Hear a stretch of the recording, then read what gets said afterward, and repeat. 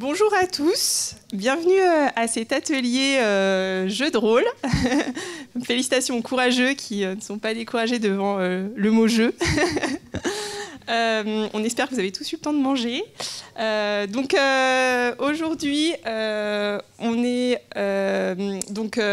on va rapidement vous présenter les deux structures qui sont à l'initiative de cet atelier, à savoir Helvetas, qui est représenté par Frédéric Baldini et Maëva Grange aujourd'hui, et Coexiste, pour lequel je travaille. Ensuite, il y aura un temps de jeu. Puis un temps de témoignage d'Helvetas sur un partenariat multi-acteurs qu'ils ont mené. Et puis voilà. Pour commencer, quelques mots de Coexiste. Coexiste a pour mission de favoriser les partenariats opérationnels, donc techniques, entre ONG et entreprises dans le cadre de projets de solidarité internationale, et plus spécifiquement dans les domaines qui s'affichent à l'écran, à savoir les domaines de la santé, de l'énergie, de l'agri-agro, de l'eau-assainissement et de la gestion des déchets depuis quelques temps, sur la zone Afrique francophone en particulier. Et donc ces partenariats opérationnels, ils peuvent à la fois être source d'innovation, par la rencontre entre les manières de faire et les expertises différentes des différents types d'acteurs, et donner naissance à des projets solides de par la mutualisation des compétences. Étant donné que le monde des ONG et celui du secteur privé ont encore, on l'a dit ce matin dans différentes conférences, ni le réflexe, ni le savoir-faire pour travailler en collaboration, en tout cas pour sa grande majorité. Il y a des acteurs qui sont aguerris et qui commencent à le faire aussi. Coexiste a pour mission de sensibiliser sur l'intérêt de ces partenariats opérationnels, mais aussi de faciliter la rencontre via un outil de mise en relation en ligne et met à disposition des ressources pour accompagner la construction de partenariats opérationnels. Il y avait notamment sur la première conférence de ce matin la question de comment on fait pour des partenariats équilibrés. Ça commence par des partenariats qu'on prend le temps de construire ensemble, où chacun a des intérêts, chacun a des actions bien spécifiques définies, où tout est clair, transparent dès le départ. C'est la base, je pense, pour mettre en place ces partenariats. Donc, également depuis peu, Coexiste, c'est donc avant tout une communauté d'acteurs engagés. Aujourd'hui, un peu plus de 200 membres. C'est une communauté en ligne donc, qui a été lancée il y a 2 ans. Approximativement 50-50 entreprises, 50% donc entreprises et ONG. On a la volonté aujourd'hui d'agrandir la communauté en l'ouvrant de manière plus claire, on va dire, aux collectivités territoriales. Elles ont déjà la capacité de s'inscrire et de rejoindre la communauté, mais c'est vrai qu'on ne communique pas du tout dessus. On s'appelle Coexiste Partenariat ONG Entreprise, mais de fait, les collectivités territoriales sont des partenaires qui sont quasiment systématiquement présents, à la fois en tant que partenaire technique et en tant que partenaire financier. Et par ailleurs, les partenariats ONG Entreprises sont un outil très intéressant dans le cadre de la coopération décentralisée, puisqu'ils permettent à la fois de permettre l'internationalisation des entreprises françaises et d'agir sur le développement. Voilà. Aujourd'hui, on est ravis de pouvoir co-animer cet atelier avec Helvetas et avec sur la base d'un jeu de rôle qui a été conçu par Helvetas et qui va vous plaire, je l'espère, autant qu'il m'a plu quand moi j'ai eu l'occasion d'y jouer et qui permet de s'interroger, de se mettre en situation avant de se lancer ou d'interroger ses pratiques. Voilà, je laisse la parole à Frédéric. Je peux juste passer le... Merci. Bonjour, donc mon nom est Frédéric, je suis le responsable du bureau roman, donc la Suisse francophone, du bureau d'Helvetas, basé à Genève. Helvetas, c'est la plus grande et la plus ancienne ONG de coopération au développement de Suisse, fondée en 1955. On a plus de 300 projets dans 35 pays, parmi les plus pauvres du monde. Et je voulais, pour faire court, montrer notre théorie du changement, vous voyez, alors c'est en anglais, désolé, je ne l'ai pas trouvé en français, mais dont notre objectif, c'est d'offrir une vie digne en fait, à nos bénéficiaires et au maximum de personnes dans le monde où nous agissons. Pardon. Et on le fait de 3 manières. On le fait en implémentant des projets. Donc je l'ai dit, plus de 300 projets dans 35 pays. Mais on le fait aussi avec des conseils thématiques, conseils scientifiques, d'experts, puisqu'on a des services conseils qui sont basés à Berne, dans les domaines d'activité qui sont les nôtres, et on offre, enfin comment dire, ils offrent leurs services à des clients externes. Et on a des projets où on agit, où la Banque mondiale, par exemple, nous a demandé nos conseils, ou d'autres types d'acteurs qui ont besoin de nos conseils, de nos experts. Et on le fait aussi par le biais du plaidoyer. Donc que ce soit au niveau local ou à un niveau plus important, pour un changement législatif si nécessaire pour régler certains problèmes. Donc c'est un peu notre façon d'agir. Et on travaille, alors à la base on est vraiment une organisation de développement, mais depuis un peu plus d'une dizaine d'années maintenant, on agit aussi au niveau de l'aide humanitaire. Et on le fait, alors, dans le cadre du Nexus, c'est un grand mot et ça englobe plein de choses. Pas tout le monde est d'accord sur ce que ça veut dire. Mais en tout cas, on essaie d'avoir une dimension plus de moyen long terme sur nos actions humanitaires. Et on agit que dans les pays où on est déjà présent. Où on sait qu'on a un réseau, où on a des partenaires locaux et qu'on peut agir de manière efficace. Donc on a 3 objectifs. On a un peu un couteau suisse du développement, donc on a une palette importante. Donc on a essayé de résumer ça en 3 objectifs. Qui est le premier, qui est d'assurer les besoins fondamentaux. Donc c'est tout ce qui est accès à l'eau potable principalement. Ensuite tout ce qui est le désenclavement de zones rurales par le biais d'infrastructures, de ponts, de pistes rurales, et l'adaptation des communautés au changement climatique. Ensuite on a un volet économique, où on travaille beaucoup avec le privé d'ailleurs, vu la thématique du jour. Donc créer de nouvelles perspectives en offrant des formations, l'éducation de base parfois, mais de moins en moins. On est surtout dans le domaine des formations professionnelles pour des jeunes adultes. On s'inspire un peu du modèle suisse avec le modèle d'apprentissage, donc les formations duales, à savoir une partie théorique et en parallèle une formation pratique en entreprise, pour être sûr de l'efficacité de la formation. Et enfin, tout ce qui est bonne gouvernance. Donc là, on accompagne beaucoup, je résume évidemment, mais disons vous le savez, il y a un processus de décentralisation qui a été lancé dans beaucoup de pays du Sud. Et on se retrouve souvent avec des autorités locales qui n'ont pas forcément les connaissances techniques, la formation, les capacités de répondre aux besoins de leur population, ne serait-ce qu'au niveau de la redevabilité, la transparence.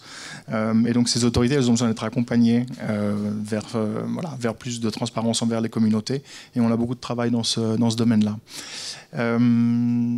Enfin, voilà, pour donner une idée de la taille, donc on est 1400 collaborateurs dans le monde, donc dans les 35 pays. En Suisse, nous sommes environ 150. Nous avons aussi un bureau aux États-Unis et un bureau en Allemagne. Et en Suisse, on est soutenu par 100 000 donateurs et membres. Donc là, on parle vraiment de la grande masse. Voilà, c'est à peu près tout. Je passe la parole à Maëva qui va vous présenter le jeu. Juste vous dire, ce jeu a été utilisé lors d'un symposium. Chaque année, on organise à Berne un symposium et il a été utilisé la première fois au symposium il y a 2 ans. Mais je te passe la parole. Merci Frédéric, merci à vous d'être là, c'est super. Donc moi, je suis chargée de communication chez Helvetas au bureau roman. Donc je vais vous présenter ce jeu qui est en fait un jeu de rôle et donc il est fictif bien sûr mais basé sur des faits réels. Donc on l'a développé chez Helvetas en partenariat avec une ONG. Donc en fait vous allez jouer en équipe et les équipes on va les constituer dans quelques instants. Mais vous allez devoir prendre des décisions sur la base en fait de scénarios ou de situations qui se présentent en général si vous voulez dans des projets qui sont gérés conjointement par des consortiums, ONG, entreprises. Donc, les situations qui vont vous être présentées visent vraiment à susciter la discussion au sein de votre équipe. C'est vraiment le but premier. Et donc, l'idée, c'est qu'il n'y a pas de bon, mauvais choix, de bonnes, mauvaises décisions. L'idée, c'est vraiment de se prendre au jeu, de parler entre vous au sein de l'équipe. Par contre, à chaque fois que vous prendrez une décision, cette décision aura des conséquences donc sur la durabilité sociale, environnementale, économique et institutionnelle de votre projet. Avant de laisser Iris constituer les équipes, j'aimerais juste vous présenter le projet auquel vous allez jouer, entre guillemets, et votre rôle aussi. Donc en fait, le projet s'appelle Riz pour les hommes et la terre, et il a pour objectif de cultiver autant de riz basmati que possible dans un pays appelé Pays du riz, de travailler avec le plus grand nombre possible d'agriculteurs de ce pays, d'utiliser des méthodes de production biologiques et économes en eau et garantir des salaires équitables, vendre le riz à des clients et des clientes, bien sûr, des supermarchés en Suisse romande et en France. Vous allez faire partie du comité de pilotage du projet, qui est en fait composé de représentants de multinationales, d'organisations non gouvernementales suisses et françaises, d'agriculteurs locaux, et de bailleurs de fonds. Une fois que vous aurez constitué, que les équipes seront constituées, si vous voulez, et que vous allez démarrer le jeu, vous allez justement devoir prendre des décisions, 5 décisions, sur la base de scénarios ou de situations qui vous seront présentées. Ces décisions influenceront, comme je vous le dis maintenant, mais vos points. Donc, si vous voulez, vos points vont changer à chaque fois que vous prendrez une décision. Et ces décisions sont évaluées à l'aune de 4 critères, 4, si vous voulez, dimensions, domaines de durabilité, qui sont les suivants: environnement, société, économie et gouvernance. Donc au départ, vous disposez de 120 points qui sont également répartis entre ces 4 critères ou domaines de durabilité, soit 30 points pour chaque domaine. Donc 30 points environnement, 30 société, 30 économie, 30 gouvernance. Et l'objectif du jeu, ça va être de cumuler le plus grand nombre de points possible, répartis équitablement entre ces critères, entre ces domaines. Et une répartition inégale entraînera, si vous voulez, des pénalités sur le score final. Voilà. Super, donc ne vous inquiétez pas si vous n'avez pas tout retenu. Vous aurez, ce jeu se passe en ligne. Dans chaque équipe, il y aura un prêteur de smartphone qui mènera les choix de l'équipe sur son smartphone, puisqu'ensuite vous serez classés les équipes au sein de la salle pour voir qui a remporté le plus de points. Donc ça se joue en ligne, ça se joue en anglais, mais vous aurez les traductions des slides présentes sur les tables de chaque groupe pour les non-anglophones. Donc l'idée, c'est pas très cool de faire ça, mais j'aimerais que les entreprises présentes dans la salle se lèvent, puisque voilà, parfait. Donc déjà, vous allez chacun... Merci à vous d'être présents. Et en fait, on va regrouper les groupes, une partie des groupes autour de ces entreprises. Comme ça, on assure déjà une diversité réelle. Donc, vous pouvez, chacun d'entre vous, vous mettre à une des tables présentes dans la salle. Et ensuite, en fonction des couleurs, des gommettes qui sont sur vos chaises. Donc, les personnes qui sont de couleur jaune, vous pouvez aller à la table avec Monocéros, Team... Les personnes qui ont une gommette bleue peuvent aller avec Rolio, qui se trouve là. Les personnes avec une gommette orange pâle peuvent aller avec Alban, qui se trouve là-bas au fond. Et quelle couleur, j'ai pas encore dit, la rose écarlate peuvent aller avec Karima, s'il vous plaît. Ouais. Alors, il faut approximativement 5 personnes par table. Peut-être qu'il faut une table en plus.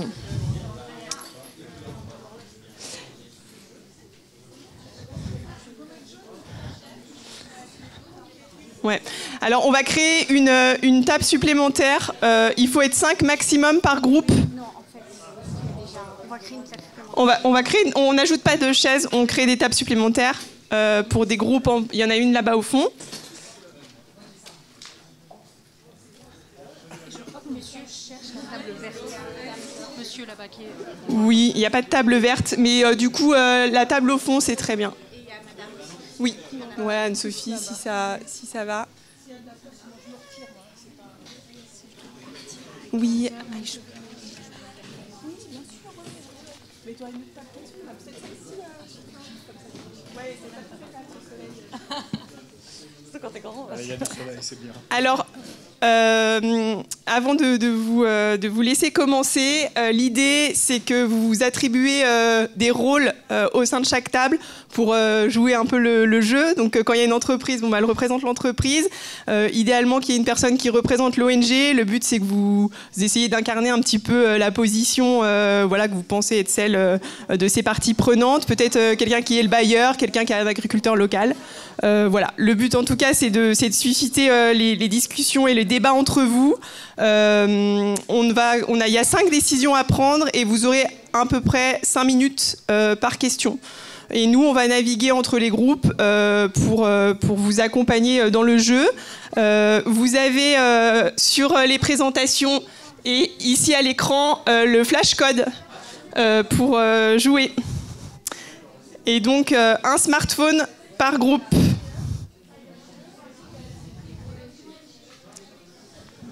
Cécile, il y a un souci? Il y a un problème?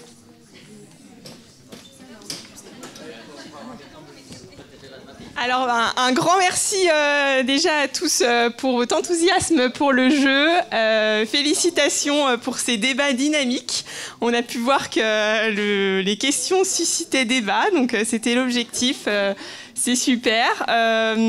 Donc, on vous approchez les scores parce que quand même, c'est sympa de féliciter les vainqueurs. Malgré tout, le score n'est pas le but, la finalité de ce jeu, qui est bien de débattre. Voilà. Peut-être pour vous dire 2 mots, parce qu'on sent que la question va se poser de comment les notes ont été conçues, etc. Donc ce jeu, comme on vous l'a dit en intro, a été conçu par Helvetas et ils ont fait appel à plusieurs de leurs experts pour construire le système de notation. Mais même entre experts, ils n'étaient pas forcément d'accord. Donc en fait, c'est pas ça vraiment ce qui est intéressant, mais vraiment c'est de voir comment on peut essayer ensemble de prendre des décisions en prenant en compte différents critères. Voilà. Donc il n'y a pas une bonne réponse. Il y a des bonnes réponses en fonction des projets et des membres des comités de pilotage. Voilà. Je ne sais pas si vous voulez ajouter quelque chose. Encore une fois, en interne, il y a des grandes discussions sur quelles sont les meilleures décisions à prendre, etc. Après, ça ne s'adapte pas à tous les contextes. Enfin, il y a plein d'éléments à prendre en compte. L'idée, c'est vraiment, effectivement, de prendre en compte, vu qu'on parle l'idée, c'est de se mettre dans le rôle d'un projet multisectoriel, multi-acteur, et donc d'avoir les différents points de vue et d'enrichir la discussion. Et c'est surtout ça le plus important, en fait. On a un petit temps prévu pour les échanges. Est-ce qu'il y a des questions, des ressentis que vous souhaitez partager avant qu'on passe au témoignage d'Helvetas qui nous partagera du coup le cas réel sur lequel ce jeu se base. Oui, donc merci pour l'expérience et ce jeu à Helvetas. Je voulais juste dire que j'ai bien aimé la question qui repositionne finalement la cible. Est-ce qu'on continue à travailler sur l'export ou est-ce qu'on n'essaye pas de réorienter pour le marché local? Parce que je trouve que c'est une question qui est vraiment d'actualité pour pas mal de partenaires, surtout dans la production agricole, agroalimentaire. On voit bien qu'une classe moyenne et plus se développe fortement, en tout cas sur l'espace francophone africain pour celui que je connais. Et donc c'est une vraie problématique finalement des producteurs à qui ils s'adressent, quelle est leur cible, et ça doit très certainement porter de nombreux débats au niveau des coopératives et des partenaires internationaux qui accompagnent ces coopératives locales. Donc j'ai bien aimé la question et je trouvais vraiment bien. Merci. C'est effectivement le but, c'est la complexité en fait, de mettre sur pied une chaîne de valeur et comment trouver des découlés, enfin comment écouler la production, où, quand, comment, tout en essayant de rester, de tenir l'environnement en tête, ce qui n'est pas toujours évident quand on parle d'écouler un produit au niveau international. Tout à fait. Une remarque aussi dans notre groupe, il y a une situation qui a fait débat. Elles étaient successives en fait, c'est-à-dire l'entreprise qui pollue le cours d'eau et qui était suivi de l'ONG qui a des processus de reporting interne très lourds. Et en fait, on s'est montré très conciliant avec l'entreprise qui quand même fait une grosse faute. Et là, le deuxième coup, vu que ça arrivait juste en deuxième, finalement, on s'est dit, mais est-ce que on n'est pas trop cool?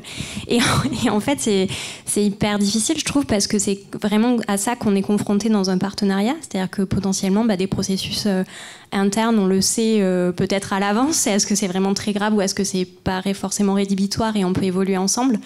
Et voilà, une faute extrêmement grave d'une erreur qui vient polluer des cours d'eau. Voilà. Enfin, il y a eu tout un débat sur qu'est-ce qui est plus grave, qu'est-ce qui est moins grave. C'est peut-être pas la bonne grille de lecture, mais en tout cas, ça a fait pas mal de débat et on s'est dit, mais ça arrive dans le mauvais sens, alors qu'en fait, on choisit pas forcément le sens des aléas dans la gestion, dans la manière de gérer un projet. Mais j'ai trouvé ça particulièrement intéressant dans notre groupe. Voilà. Surtout qu'on a fini par jarter l'ONG, voilà. Et on a dû... Ah ouais. Bon, à la majorité, parce qu'on a dû procéder à un vote, parce qu'on n'était vraiment pas d'accord. Parce que vous souhaitiez avoir des points équilibrés, c'est pour ça que tu dis si c'était arrivé dans un autre sens, d'accord. Vos décisions brutales vous ont permis de monter en... Oui. C'est ça, non mais on a pas brutal, non, le terme n'est pas bon. Vos décisions de posture ferme. J'ai l'impression que ça nous a... Est-ce qu'il y a d'autres questions? Réaction? Non? Excellent. Très bien. Merci beaucoup. On a développé un deuxième jeu, si jamais ça vous intéresse. Vous pourrez aller sur le site, il y a un deuxième qui est sorti récemment. On dira aussi par qui il a été créé. C'est ça. Alors, il a été créé pour le symposium de cette année, sur une autre thématique, qui était l'espace civique, enfin la société civile, la place de la société civile dans des sociétés où l'autoritarisme commence à monter de plus en plus. Comment, en tant que membre d'une ONG, on interagit avec l'État, avec les autorités, dans une situation où les droits sont de plus en plus bafoués. Et donc, c'est exactement sur le même modèle. Et donc, en effet, on tenait à vous montrer l'équipe qui a développé au niveau technique le jeu. C'est une entreprise ukrainienne qui s'appelle Absolutist et qui a fait non seulement celui-ci, mais celui de cette année aussi, avec lequel je pense qu'on va continuer à travailler. Et donc, ils travaillent dans les conditions évidemment pas évidentes, et ils sont adorables, et on travaille très bien ensemble. Voilà. Et juste ça, je trouve important qu'ils soient nommés. J'enchaîne en fait. Voilà. Alors témoignage, c'est un grand mot. On va dire que je voulais juste donner vous parler un peu du projet qui pourrait servir, qui a inspiré le jeu. C'est un projet qui s'appelle le projet WAPRO pour Water Productivity. Et qui est effectivement un projet multi-acteurs, donc qui englobe à la fois les autorités, les agriculteurs locaux, les entreprises locales, le secteur privé international également. Et voilà, donc c'est un projet qui a commencé en 2014, sauf erreur, qui a un budget de 16 millions de francs suisses, enfin 16 millions d'euros, financé en grande partie par la DDC, donc c'est la coopération suisse, l'équivalent de l'AFD. Et Helvetas a mené le tout, a coordonné toutes les activités de ce projet qui arrive à son terme cette année.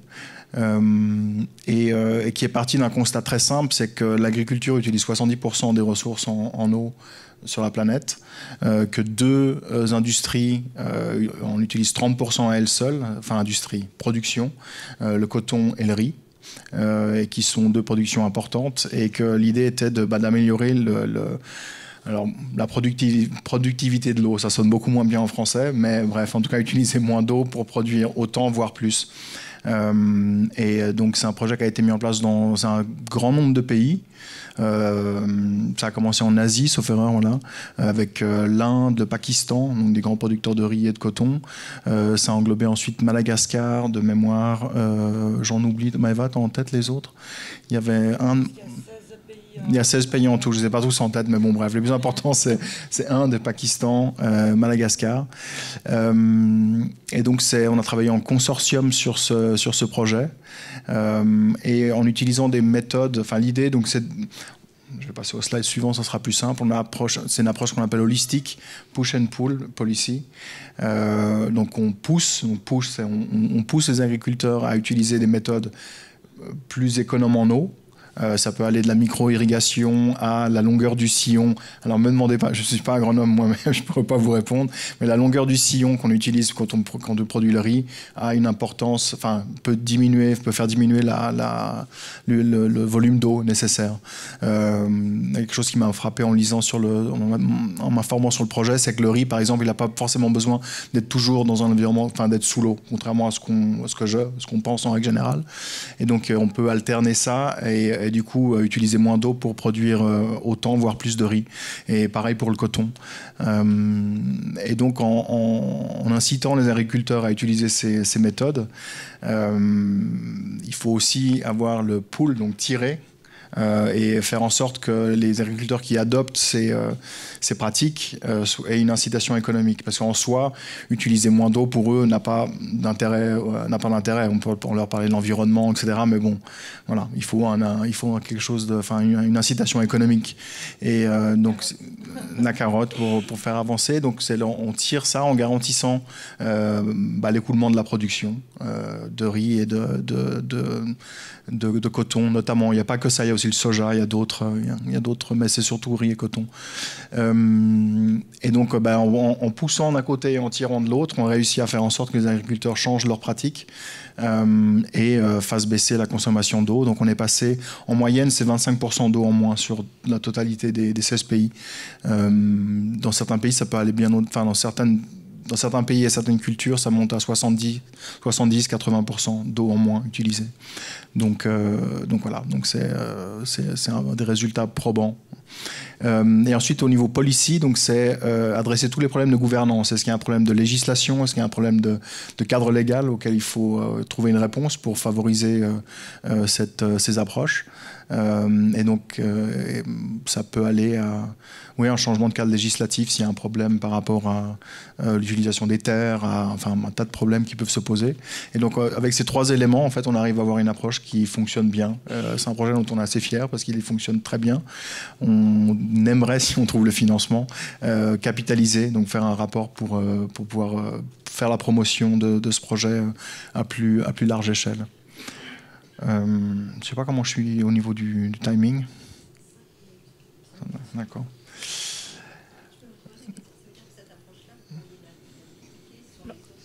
Il y aura un temps de questions-réponses à l'issue du témoignage. Bon, je continue. Bon, en fait, j'ai déjà un peu anticipé tous les points que je voulais dire par rapport, qu'est-ce qui était sur le schéma. Et l'implication du secteur privé. Oui, bien sûr. Donc push, on l'a dit, c'était donc le manque de connaissances, tout simplement le manque d'envie ou vous voyez pas forcément l'utilité d'utiliser des pratiques qui soient plus économes en eau. Donc soutien, conseil et partage des connaissances. Donc il y a des groupes au niveau des communautés locales où on diffuse les bonnes pratiques, on va dire, pour qu'un maximum d'agriculteurs changent leurs habitudes. Et donc pool, je l'ai dit, donc c'est l'implication du secteur privé qui est évidemment important. Donc dans le cas, on parlait tout à l'heure de l'export à l'international. Le riz, par exemple, vous le trouverez, le riz qui est produit en Inde et au Pakistan, vous le trouverez dans les rayons de la Coop, qui est une grande chaîne de supermarchés en Suisse. Et donc ils sont impliqués dès le départ. Et donc on travaille avec ces chaînes de supermarchés ou avec des entreprises comme Mars également. Pour garantir l'écoulement de la production. Et donc policy, je l'ai dit, dialogue impliquant tous les acteurs pour faire en sorte qu'il y ait un cadre législatif légal qui garantisse l'impact du projet. Ah voilà, Kyrgyzstan aussi, on a travaillé, ça c'est sur le coton. Voilà, le temps des questions, auxquelles j'aurais pas forcément toutes les réponses. D'ailleurs, encore une fois, je suis pas un expert en agronomie, mais voilà, je ferai de mon mieux. Merci. Bonjour, Baptiste Dignac, association Morija. Je voulais vous poser une question pour justement le dialogue avec toutes les parties prenantes du projet. Comment est-ce que vous assurez l'équité de la parole de chacun? Comment est-ce que c'est une personne, une voix? Comment vous faites en fait en termes de gouvernance? Alors ça c'est valable sur tous nos projets, c'est les bonnes pratiques on va dire, c'est d'impliquer, déjà de connaître le domaine, enfin l'environnement dans lequel on travaille, la société dans laquelle on travaille et sa culture. Donc avec des relais locaux, on a très peu d'expatriés sur place, on travaille principalement avec du personnel national, local qui connaît très bien le tissu économique, socio-économique de la région, et donc en assurant un équilibre entre toutes les parties prenantes, en étant conscient des rapports de force, peut-être des producteurs plus importants, les entreprises plus importantes, enfin, et en faisant s'asseoir tout le monde, donc politique, communauté locale. Ça c'est une approche transversale qui est valable aussi pour tous nos projets, c'est qu'il y a l'approche de genre, donc on fait en sorte aussi que les femmes soient représentées. Parce que c'est évidemment important. Là, j'ai un exemple qui vient par rapport à l'accès à l'eau potable, mais c'est vrai que souvent, un problème, c'est que c'est souvent les hommes qui disaient oui, mais ça serait bien d'avoir le puits là. Et en fin de compte, comme c'est les femmes qui s'occupent de la corvée d'eau, c'est mieux que ce soit les femmes qui disent où elles veulent avoir le puits. Donc voilà, c'est valable pour tous nos projets.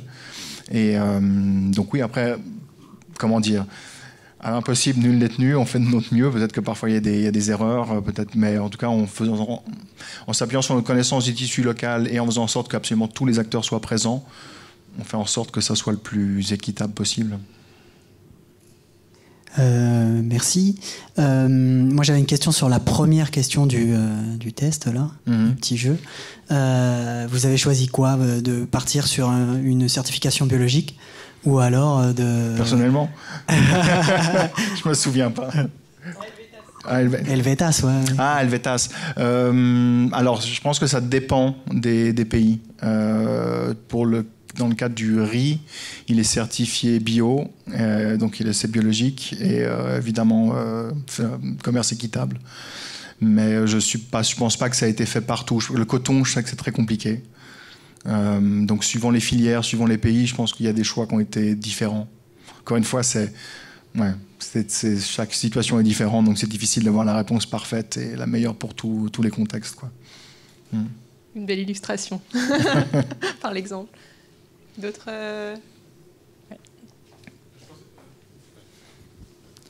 Moi j'ai une question plus sur quand vous commencez ce genre de projet, dans quel ordre ça se lance? Parce qu'entre avoir le gouvernement local, l'ONG, le donneur d'ordre, l'agriculteur, l'entreprise privée, il y a beaucoup d'acteurs à mettre ensemble, ils n'arrivent pas tous en même temps. Comment est-ce que vous allez à la pêche? Par où ça commence?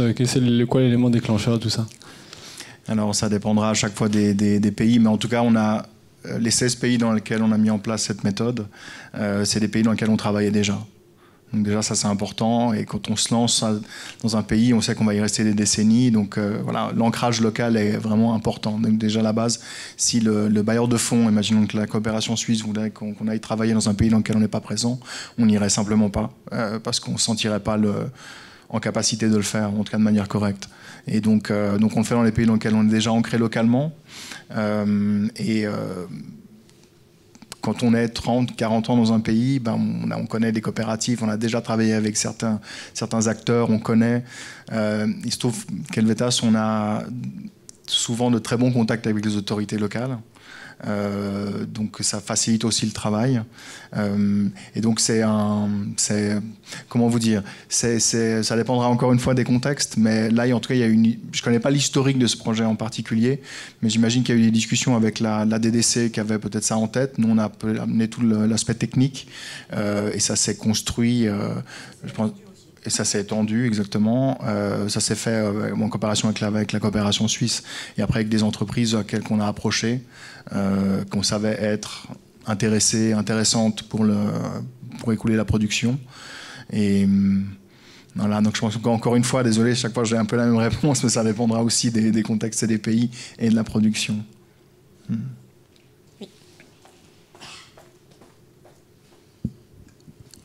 Moi, c'était Honest du service de coopération et développement à Lyon. Moi, je trouvais que l'approche est très intéressante parce que c'est une approche intégrée en termes de développement.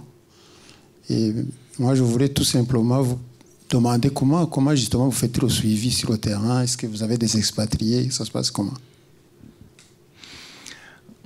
Alors oui, bien sûr qu'il y a des projets, il y a nos experts qui conseillent. En fait, je parlais de notre approche on implémente des projets, on fait du plaidoyer. Il y en a aussi le support technique, service conseil. Et donc tous nos experts dessinent, s'impliquent au moment où il s'agit de créer le projet.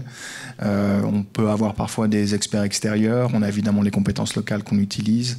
Et le suivi est fait de manière... Voilà, c'est valable pour tous nos projets. On a tous des processus internes de suivi, de correction du projet si quelque chose ne fonctionne pas. Et là, en plus, dans le cadre d'une implication d'une entreprise, donc c'est sûr qu'il y a aussi une entreprise qui peut mandater des audits ou simplement avoir leurs experts qui vont sur place pour voir comment le projet évolue.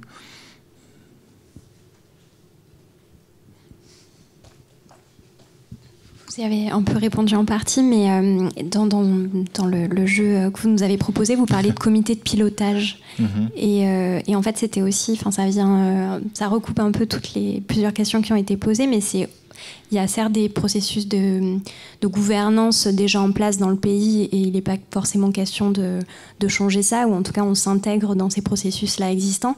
Mais vous, en termes de gouvernance du projet, est-ce que du coup c'est systématique d'avoir des comités de pilotage du coup multi-acteurs pour en fait assurer aussi ce suivi sur place, c'est-à-dire les équipes d'Helvetas qui sont vos salariés, mais aussi des représentants de chaque partie prenante au projet pour que ce dialogue en fait perdure tout au long de la mise en œuvre du projet?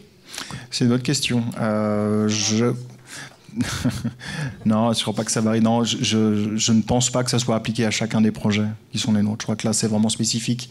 Alors, ils sont toujours multi-acteurs. Il y a toujours plus d'un seul acteur impliqué, évidemment. Mais là, disons que c'est vraiment un montage spécifique qui fait qu'il y a ces comités de pilotage.